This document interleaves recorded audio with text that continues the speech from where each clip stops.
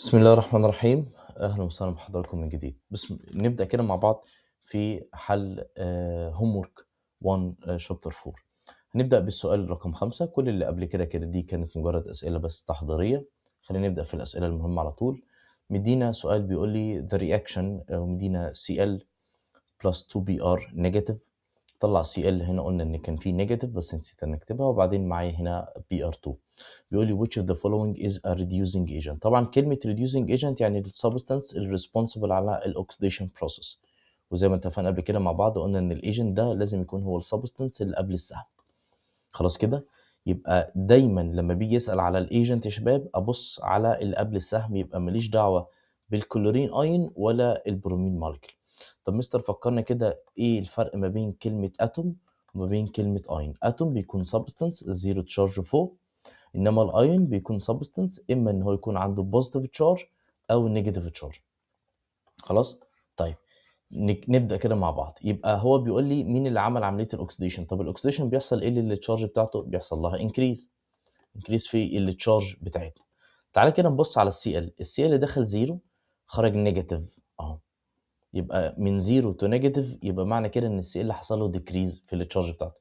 اما البي ار دخلت نيجاتيف وخرجت زيرو، يبقى حصل انكريز في التشارج. يبقى البي ار نيجاتيف حصل له انكريز في التشارج بتاعته، يعني معنى كده هو الاكسيديشن، يبقى هو الريديوسنج ايجنت. يبقى اختار برومايد ايون، ما اختارش برومين، لان البرومين ده اللي هو المقصود بيه البي ار 2، وده بعد السهم، واحنا اتفقنا ان الريديوسنج ايجنت لازم يكون ماله قبل السهم. فالإجابة هتبقى لتر A. السؤال اللي بعد منه بيقول لي، ده سؤال جه في الوزارة قبل كده، لو احنا جبنا pieces of magnesium أو magnesium strap حطيناه dipping inside a silver nitrate solution طبعا according to the following equation، طبقا للإيكويشن اللي هو مديهاني هنا. بيقول لي which of the following، مين اللي بيعبر عن اللي حصل، يعني عايز معنى كده عايز الكوريكت انسر مش الانكوريكت انسر. طب تعالى كده نبص مع بعض على برضو زي ما اتفقنا قبل كده، اول حاجه لازم نعملها ان احنا نطلع مين؟ نطلع المغنيسيوم، او سوري نطلع التشارج. المغنيسيوم عندنا هنا بزيرو، الاي جي هنا ده بوزيتيف 1 عشان هو ماسك في النيتريت، والنيتريت بنيجاتيف 1. التشارجز دي لازم تكون محفوظه يا شباب. الام جي اللي التشارجز بتاعته اوريدي بوزيتيف 2 مفيش غيرها، يبقى برضو رقم انا حافظه. نيتريت بنيجاتيف 1 برضو ده رقم انا حافظه. والاي جي لوحده هيكون بكام؟ بزيرو. يبقى لما نيجي نبص كده على جنب هنقول ان الام جي دخلت ام جي بوزيتيف 2 في سوري دخلت ام جي 0 في الرياكتنت، طلعت الناحيه الثانيه ام جي بوزيتيف 2، يعني حصل ايه في التشارج بتاعت الام جي؟ حصل لها انكريز. طالما يا مستر حصل لها انكريز يبقى هي الاكسيديشن. خلاص، يبقى معنى كده نبدا نشوف الاجابات هتبقى مين. اول حاجه اوكسيديشن اوف مغنيسيوم صح، اند اوكسيديشن اوف سيلفر لا، هو ما ينفعش اتنين اوكسيديشن مع بعض في نفس الايكويشن، فالاجابه الاولى غلط. كان يقول لي اوكسيديشن اوف مغنيسيوم وريدكشن اوف سيلفر كنت اقول له اه. خلاص طيب، اللي بعد منه تعال نبص كده على اللي بعد منه، ده بيقول ايه؟ reduction of magnesium طبعا غلط، reduction of magnesium برضو ده كمان طبعا غلط. وبعدين السؤال يبقى اكيد الاجابه الاخيره، تعال نتاكد كده. بيقول لي oxidation of magnesium and reduction of silver، وقال لي كمان ايون، بياكد عليا ان هو يقصد السيلفر اللي موجود عندي في بدايه الايكويشن اللي هو ده، وطالما موجود وعليه تشارج يبقى هو فعلا كان ايه؟ كان ايون. يبقى الاجابه هنا هتبقى لتر دي. السؤال اللي بعد كده السؤال رقم 7، ده واحد من الأسئلة اللطيفة جدا، بيدينا مجموعة من الإيكويشن وبيسألني لوز قد إيه وجين قد إيه. الزنك لازم الأول لأي حاجة نحسب التشارج. الزنك أي بيور ميتال بيبقى التشارج بتاعته واقفة بزيرو، يبقى الزنك من زيرو إلى بوزيتيف 2، يبقى معنى كده ده عمل لوز عشان حصل انكريز في التشارج، يبقى ده عمل لوز لكام إلكترون يا دكتور؟ عمل لوز لاتنين من الإلكترونز، يبقى ده يبقى ده لوز 2 الكترون. اما السي يو اللي هو الكبر دخل بوزيتيف 2 خرج زيرو، يبقى حصل ايه؟ حصل ديكريز في التشارج بتاعته، يعني عمل جين لاتنين من الالكترونز. يبقى اول حاجه determine the oxidizing agent، السبستانس اللي عمل عمليه الريدكشن. طبعًا قُلنا كلمة agent يعني قبل السهم هتقول لي يبقى الCu +2 ما تقوليش Cu وتسكت، لأن أنا لازم أتعامل مع كلمة agent يعني اللي قبل السهم. طب مين اللي عمل عملية reduction؟ الكبر. كبر ion والّا كبر atom؟ لأ كبر ion. طب مين الreducing agent؟ مين اللي عمل عملية الoxidation؟ طبعًا اللي عمل oxidation الزنك. طب الزنك اللي قبل السهم صفته إيه؟ atom والّا ion؟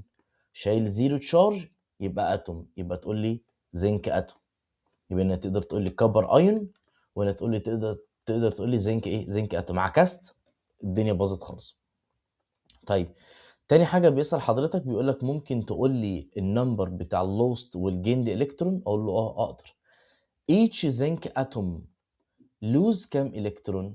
هي الزنك دخلت ايه؟ ركز كده معايا، الزنك دخلت 0 خرجت بوزيتيف 2، يبقى من 0 لبوزيتيف 2 يبقى loses او lost 2 electrons. خلاص. وايتش كبر gained 2 الكترونز. عرفت منين يا مستر؟ ما هو الكبر دخل سي يو بوزيتيف 2، طلع من الناحيه الثانيه سي يو 0، اماينس ال 2 تشارج من بعض، 2 ماينس 0 ب 2، وهنا برضو نفس الكلام 2 ماينس 0 ب 2. طبعا بنقص الكبير من الصغير عشان يطلع لازم يطلع رقم حقيقي. خلاص. طيب اللي بعد منه بيقول لي، طب مديني ايكويشن ثانيه وبيقول لي ديترماين برضو نفس الكلام اللي فوق، هي نفس السؤال. هنعمل ايه مع بعضينا؟ هنحسب التشارج. يلا معايا كده. الزد ان واقف لوحده يبقى بزيرو، الاي جي واقف لوحده في البرودكت يبقى بزيرو، يبقى الاي يبقى زد ان من 0 لبوزيتيف 2 والاي جي من بوزيتيف 1 لزيرو. يبقى نفس الكلام اللي فوق مع تغيير مين يا حضرات؟ مع تغيير بس النمبر في الالكترونز، ان ده هيكون عمل لوز ل 2 الكترونز والسيلفر ايون عمل جين ل 1 الكترون بس. طيب نفس الكلام للي تحتيها، بيقول لي الالومنيوم هنا واقف 0 وهنا الاي جي طبعا واقف لوحده 0. السيلفر هنا كانت بوزيتيف وهنا الالومنيوم بوزيتيف 3، يبقى الالومنيوم ركز بقى كده معايا، الالومنيوم دخل 0 خرج من الناحيه الثانيه اي ال بوزيتيف 3، يبقى ده عمل لوز. طب عمل لوز لكام الكترون؟ ماينس ال 2 تشارجز من بعض، يبقى عمل لوز لكام الكترون؟ عمل لوز ل 3 الكترونز. خلاص. انما الثاني السيلفر دخل اي جي بوزيتيف طلع من الناحيه الثانيه اي جي 0. هتقول لي مستر في بالانس؟ لا سيب البالانس على جنب. انا دلوقتي بعرف اللوز والجين لكام الكترون ان جنرال، وبعد كده البالانس بقى لما يجي يسالني على البالانس دي حاجه ثانيه خالص. يبقى ده عمل جين ل 1 الكترون.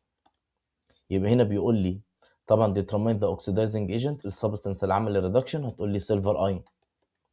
السبستنس الريديوسنج ايجنت اللي هو اللي عمل عمليه الاكسيديشن هتقول لي الومنيوم اتوم. يبقى ده هنا سيلفر ايون وده هنا الومنيوم اتوم. عكست في حته الايون والاتوم صفر على طول. H aluminum atom طبعا loses او lost 3 electrons، lose 3 electrons. و each silver ion كام؟ هتقول لي يبقى gain 1 electron. بس ده الاختلاف البسيط اللي ما بين، بس انما الفكره هي واحده. طيب تعال كده بقى نشوف الاسئله اللي بعد كده، اسئله متنوعه شويه. بيقول لي which of the following is correct. خلاص. according to the following equation. نفس الكلام، نفس الاسئله اللي فوق بس بنمط مختلف. يدينا equation وبيسالني في تفاصيل تانية قبل اي شيء. حدد الاكسديشن حدد الاكسديشن ستيتس بتاعتنا وبعدين نبدا نحل السؤال. الايرون واقف لوحده 0 والسيلفر واقف لوحده 0، يبقى تعالى كده على جنب عشان مساحه البتاع نقدر نقول هنا ان الايرون دخل 0، الايرون دخل 0 خرج ايرون بوزيتيف 2. خلاص. ويبقى ده عمل لوز، يبقى ده الانود. خلاص. يبقى ده اللي عمل لوز للالكترون. طب السيلفر دخل اي جي بوزيتيف خرج من الناحيه الثانيه اي جي 0، يبقى ده اللي التشارج بتاعتي قلت، يبقى ده الكاثود. واحنا كنا حافظين شويه معلومات عن الانود والكاثود. طيب هل ايتش سيلفر اتوم جين؟ والله هو السيلفر بالجين الكترون صح، بس مين السيلفر اللي بيجين الكترون؟ السيلفر اللي قبل السهم ده اتوم ولا ايون؟ ده شال تشارج يا مستر، يبقى ده ايون. يبقى الاجابه الاولى غلط عشان كلمه اتوم. خلاص. طب هل السيلفر ايون ريديوسنج ايجنت؟ هو فعلا السيلفر ايون هو الايجنت عشان هو اللي قبل السهم، بس هل هو ريديوسنج ايجنت يعني هو عمل عمليه الاكسيديشن؟ لا والله يا مستر، ده هو دخل زي بوزيتيف خرج من الناحيه الثانيه زيرو يبقى زاد. يبقى لا، يبقى ده ما ينفعش. يبقى ده ايه؟ اوكسيدايزنج ايجنت. هل each iron atom gain؟ لا، الايرون بيعمل lose not gain اهو. يبقى دي ما تنفعش، يبقى الإجابة letter D إن طيب السؤال بعد كده بيسألني عن السكشن ده بيسأل فيه عن دانيال سيل. بيقول لي the following redox reaction اللي هو الإيكويشنز دي، وبيسألني في المعلومات. طبعا عايز الإجابة صح، وأنا خدت بالي إن في اختيار بيقول لي more than one correct، يبقى معنى كده أركز إن أنا مضطر إن أنا أبص على كل ال choices. طيب قبل أي حاجة زي ما اتفقنا لازم نحدد الأنود والكاثود. هنلاقي إن الزنك هنا دخل التشارج بتاعته بزيرو، طلعت بيه بوزيتيف، يبقى حصل انكريز. وانس إن حصل انكريز يبقى ده الأنود. وهنلاقي إن الكبر دخل بوزيتيف 2، خرج الناحية التانية هنا زيرو، يعني حصل له ديكريز. وطالما ده حصل له ديكريز يبقى ده هيبقى مين؟ ده هيبقى الكاثود. بيقول لي بقى تعالى نبدأ نشوف الاختيارات مين اللي صح. هل ده ممكن يحصل لما نحط الزنك شيت في الكبر سلفيت سوليوشن، يعني الزنك زائد الكبر سلفيت؟ هيحصل زي ما خدنا في أول اكسبيرمنت بتاع دانيال اللي هي كانت فشلت. هنقول إن هي هيطلع زنك سلفيت زائد الكبر، يبقى فعلا حصل الرياكشن عادي جدا، يبقى الإجابة الأولى صح تنفع. استنى ما اختارهاش اشوف في اجابه تانية تنفع ولا لا، وبعدين نبقى نشوف الاختيار دي هيقول ايه.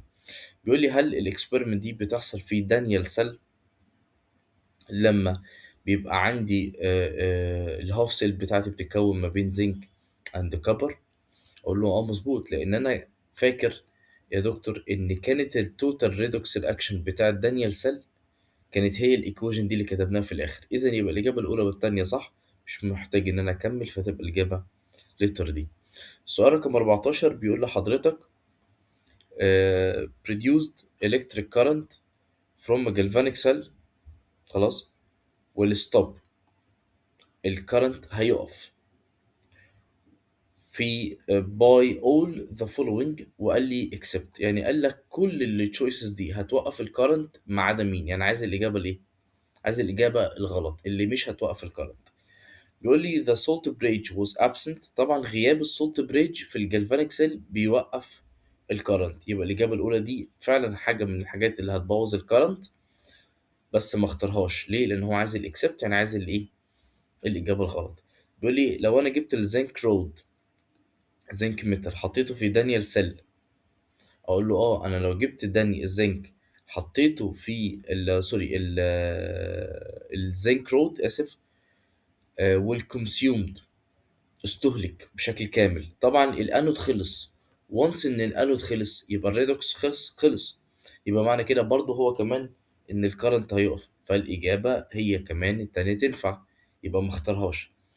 بيقول لي لو الكبر ايون اللي هو الكاثود ان دانيال سيل برضه خلص، يبقى هنا الكاثود انتهى.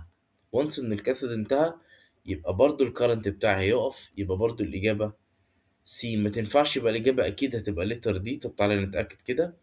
بيقول لي replacing الأنود، أشيل الأنود اللي هو الزنك وأحط another one، أحط واحد تاني بس more active، يعني أنود أقوى منه زي الليثيوم مثلا. قلت لي مستر طب ما كده الكرنت مش هيقف، ده بالعكس ده الاي ام اف هتزيد، يبقى الإجابة هتبقى لتر دي، يبقى هي دي الإجابة الوحيدة الخاطئة. طيب السؤال بعد كده في السولت بريدج بيقول لي all of the following are salt bridge function except، يبقى عايز حاجة من ضمن الفانكشنز بتاعت السولت بريدج، وقام قال لي في الآخر كلمة except، يعني عايز حاجة مش من ضمن الفانكشن بتاعت السولت بريدج. وأول واحد بيقول لي it's prevent، بيمنع ال direct connection between the two solution. ده صح، من ضمن البروبرتيز بتاعت الدانيال بتاعت السولت بريدج إن هي بتوصل ما بين التو solution indirect. بيقول لي through it، من خلالها we can open and close السيركت. مظبوط، لان السولت بريدج لو انا شلتها اللمبه بتطفي، لو حطيتها اللمبه بترجع تشتغل، يبقى انا بقدر اعمل open و closed للسيركت من خلال وجود او عدم وجود السولت بريدج. يبقى الاجابه التانية هي كمان صح، يبقى برضو ما اختارهاش. بيقول لي it keeps the neutralization بتاع، طبعا دي كلمة half neutralization of half cells. هو أصلا مستر يعني إيه كلمة neutralization؟ كلمة neutralization دي مش مقصود بيها acid and base، لا، كلمة neutralization هنا دي مقصود بيها الزنك بوزيتيف والسلفيت SO4 نيجاتيف 2 يكونوا equal لبعض، أو إن الكبر بوزيتيف والSO4 نيجاتيف 2 برضه يكونوا قد بعض. هو ده اسمه نيوتراليزيشن ما بين البوزيتيف والنيجاتيف تشارج. يبقى فعلا هي بتعمل ايه؟ بتعمل نيوتراليزيشن عن طريق ان هي بتنقل النيجاتيف ايون من الكاثود للانود عكس حركه الالكترونز. بعدين بيقول لي يبقى اكيد هي اخر واحده، بس برضه نتاكد. بيقول لي its ion participate، الايونز بتاعتها بتدخل in oxidation reduction reaction. هل السولت بريدج ان جنرال بتخش في لوز او جين الكترون؟ طبعا لا. يبقى الاجابه الخاطئه هي الاجابه لتر دي. السؤال اللي بعده بيقول لي in Daniel cell which، يعني جاي بيسأل in Daniel cell which of the following بيسبب إن ال electric current decreases و may be stopped، يعني حاجة هتبوظ الكهرباء. خلاص طيب تعالى كده نشوف واحدة واحدة مع بعضينا، هل هتأدي في النهاية إلى إن الكرنت هيقف ولا لأ. تعال نشوف. replacing solution of salt bridge by KNO3. والله السولت بريدج سوليوشن لازم يحقق شرطين. ايه هما الشرطين اللي في السولت بريدج؟ تعال كده نكتبهم مع بعض. اي سولت بريدج لازم يكون فيها شرطين. واحد، ان هي ما تكونش بتكون بريسبتيت يعني soluble in water، ودي من شابتر 2. تاني حاجه ان هي تكون سترونج الكترولايت، وقلت لك قبل كده دي برضو من شابتر كام 3. طب البوتاسيوم نيتريت اللي هنا سترونج، سترونج الكترولايت عشان جاي من البوتاسيوم هيدروكسيد سترونج بيز، ونيتريك اسيد سترونج اسيد. وما بيكونش بريسبتيت لان البوتاسيوم بتدوب في الميه، فبالتالي ما بيكونش بريسبتيت. يبقى الاجابه الاولى خاطئه، ما اختارهاش. انا عايز حاجه تبوظ الكهرباء، فانا لما عملت ريبليس بالسولت بريدج للبوتاسيوم نيتريت زي ما هي. بيقول لي لما نحط الكبر خلاص to the zinc rod، اجيب الكبر اهو وحطه للزنك كبر رود to zinc sulfate solution. ايه اللي هيحصل؟ طبعا الكبر اضعف من الزنك فما يقدرش يريبليسه، فنو رياكشن. حطيت الكبر في الزنك ما حصلش اي رياكشن، يبقى بالتالي الكرنت مش حاسس بحاجه، مستمر زي ما هو. يبقى بي هي كمان غلط. replacing الزنك خلاص by rod، سوري replacing الزنك rod by another one بس smaller in size. يعني انا شلت زنك. رقم 23 بيقول لي during الاوبريشن اوف دانيال سيل، وبيسألني في 4 حاجات، وبيقول لي طبعا عايز الكوريكت. خدت بالي على جنب كده انه مديني الاتوميك masses of zinc and copper. بيقول لي the number of zinc atom which is oxidized is more than the number of الكبر. طب ما تيجي كده مع بعضنا نكتب الايكويجن. التوتال رياكشن بتاع الزنك كان الزنك كالاتي Zn بلس Cu بوزيتيف 2 يطلع معايا Zn 0 بوزيتيف 2 بلس Cu 0. وهو بقى هنا بيسأل في أول حاجة في النمبر، بيقول لي إن الزنك أتوم، النمبر بتاع الزنك أتوم كان مور ذان النمبر بتاع الكبر. الزنك أتوم هنا كان 1، والنمبر بتاع الكبر اللي ديبوزيت هنا برضه اهو 1، ادي السوليد. يبقى هنا ريشيو 1 to 1، يبقى مفيش حاجة اسمها مور، يبقى الإجابة الأولى ما تنفعش. طيب بي بيقول لي النمبر of الكبر atoms which is oxidized. خلاص يبقى بيسألني في النمبر في الكربون اتومز اللي بيحصل لها اوكسيدايزد. اولا يا مستر الكبر بيحصل له ريديوزد، يبقى الاجابه بي غلط من بابها. بيقول لي the decreases in mass of zinc is more than increases in mass of copper. طب ما تيجي كده يا دكتور نشوف الارقام. الماس في الزنك كان 65، الماس في الكبر اللي حصل له بريسبتيت كان 63.5. طبعا بحط الماسز تحت السوليد مش تحت الاكوس. خلاص كده يبقى بالتالي الماس بتاع الزنك كان اكبر من الماس بتاع الكبر، يبقى الاجابه لتر سي هي الاجابه الصحيحه. السؤال بعد كده 24 بيقول لي in the following reaction، تمام، ومعايا جالفانيك سيل ادي الام جي 0 طلعت بوزيتيف 2، يبقى كده حصل لها انكريز. اما الالومنيوم دخل بوزيتيف 3 طلع 0، كده حصل له decrease. يبقى هنا حصل decrease للتشارج، وهنا فوق حصل increase للتشارج. يبقى معنى كده انا عارف مين الانود ومين الكاثود. يبقى الانود بالنسبه لي هيكون هو الام جي، والكاثود بالنسبه لي هيكون هو الاي ال. خلاص. طيب هنا بقى مستر بيسالني في ايه؟ بيسالني في الماسز بتاعت كل واحد، وكمان بيسالني في الكونسنتريشن. طيب ده حلو قوي. افتكر كده من الورقه الاولى اللي كنت اديتها لك في اول الحصه خالص، اللي كتبت لك على الورقه حفظ، كنت اديت لك ريليشن بتاعت الماس والكونسنتريشن اللي هم بتوع الانود والكاثود. قلت لك ان الماس في الانود دايما بيحصل له ديكريز، والكونسنتريشن بيحصل له انكريز.